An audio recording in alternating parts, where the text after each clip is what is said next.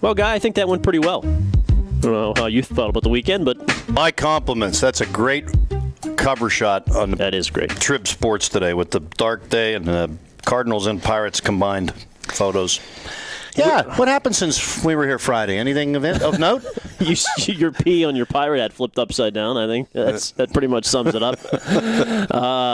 Who had the worst weekend, Pirates or Steelers? Well, I think the Steelers because, I mean, the Pirates, they've lost an engine. Clearly, but I think they can glide in.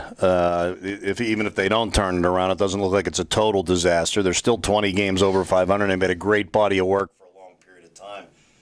The Steelers were shaky to begin with, Ken. They've lost, they've lost both engines, and they're in a spin. This isn't just yesterday.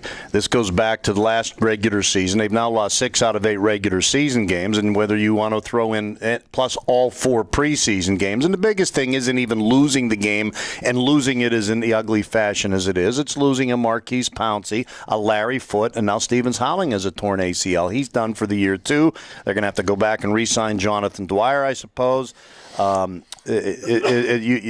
don't see any light at the end of the tunnel for the Steelers at all. I think the Pirates can pull out of this thing, and even if they don't completely pull out of it, I still think they're going to be a wild card playoff team at worst, which is better than any of us expected. So clearly the Steelers, I think, had the worst weekend. There's more at stake right now for the Pirates in a way, but they have such a lead, as you say, in the playoff race, whereas the Steelers, if they go 0-2, we know the math says they're down to about 10% chance of making the playoffs, and they go to Cincinnati next week. Yeah, and the weird thing is, I mean, the whole division loses. It's not, I mean, just in the pure – look, I was there, I don't know, 1989, how old were you?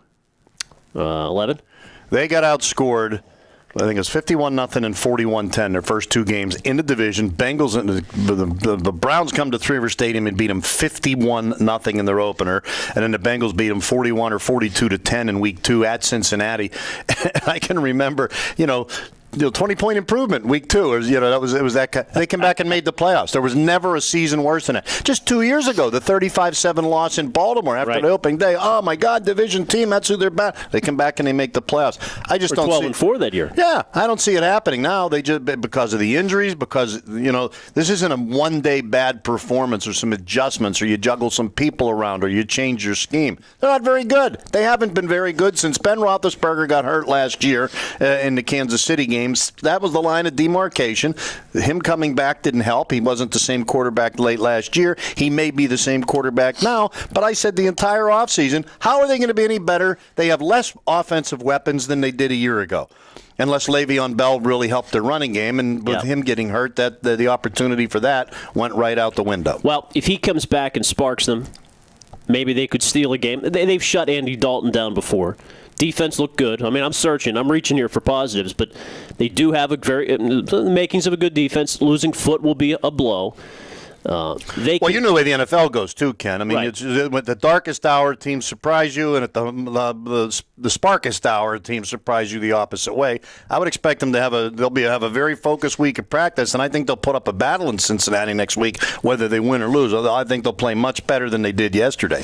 Did the Pirates lose the division this weekend? I kind of feel like they have. Yeah. I mean, there are 20 games left, but even though you're one back in the loss column, you got swept, you got humiliated. You've had 4 straight starts that have been in the tank. Morton leaves the game. Who knows what's going on with that injury? And the Cardinals have such an easy schedule, 16 of their final 19 against sub-500 teams. Yeah, that's who the Cardinals are off today. Well, how about the Reds? The Reds, talking about an easy schedule. Here are the 4 teams the Reds play other than the 2 series against the Pirates. The Cubs, the Brewers, the Astros, and the Mets. So, the Pirates have the toughest schedule remaining. And when you're looking at the big picture of things, the series in St. Louis, just like the Steelers game against the Titans, is not the biggest of the issues right now. It's Liriano not pitching well on the road. It's Burnett not pitching well. It's Morton.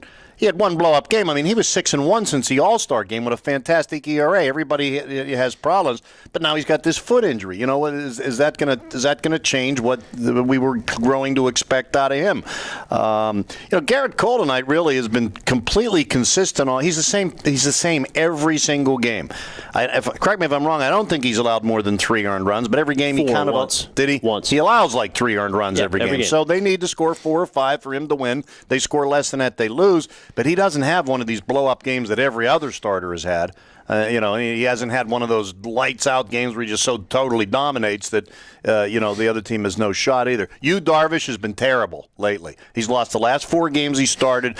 He's lost 3 miles an hour off his fastball since the beginning of the year. He may be tiring. The Rangers have been stinking out the joint. They came back and won yesterday, but they had lost 4 in a row before that. I think it's 5 out of 7 now they've lost. So I'm not ready to tell you. Just when you think it's the darkest, they'll probably go out and beat Darvish tonight. Just when you think it's the darkest, the Steelers may go and give Cincinnati a game. Long-term prognosis, though, I don't see much hope for the Steelers team. I haven't. I've felt that way since last season ended.